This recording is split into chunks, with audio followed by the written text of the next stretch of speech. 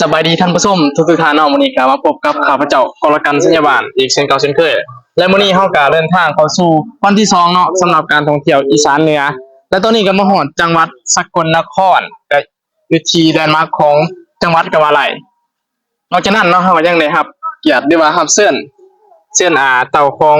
ตัวแทนรายใหญ่เนาะคุยเก่าเกษตรนาโนซึ่งเพิ่นก็เดินทางมากับเฮาเนาะ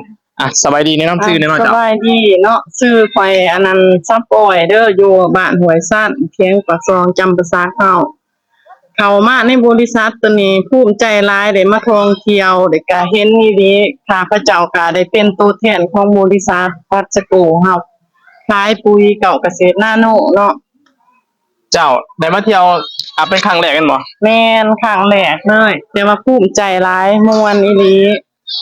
แต่ก็แบบว่าสิ่งใดบ่เคยเห็นก็ได้เห็นน่ะนะก็ตื่นเต้นแฮงอยู่ นี่ตื่นเต้นแท้เนาะ แม่ เพราะว่าส่วนหลายก็มีแต่อยู่สวนเก็บกาแฟแม่นบ่ แม่น บัดนี้เฮาเลยมาลองเปิดใจใส่ปุ๋ยแม่นบ่ แม่นลองเปิดใจใส่ปุ๋ยนี่แหละ แล้วก็เห็นผลอีหลีหั้นนะได้พิสูจน์กับสวนตัวเองเลย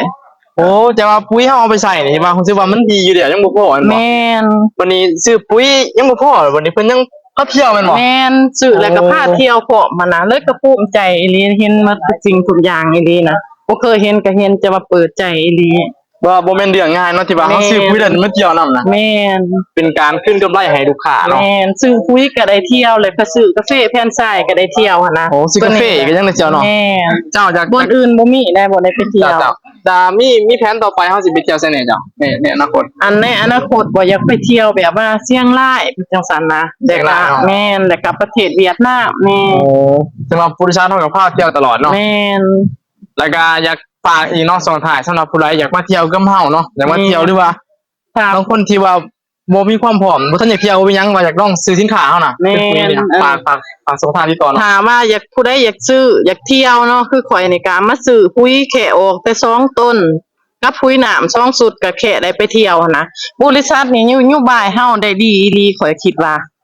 เจ้าสำหรับผู้ใดอยากติดต่อมี2ทางติดต่อเบอร์โทรเนาะฝาก แม่น ทำสมเลย จื้อบ่ โอเค ถู บ่ ก เป็นหยังเนาะบ่เป็นหยังเอาบ้านเว็บไซต์ก่อน บ้านห้วยสั้น บ้านหน่วยสั้น แม่นแข้งจำปาสัก เมืองปากซองเนาะ เมืองปากซอง โอเค ปากซองแน่นนะ ขอบใจได้จ้ะ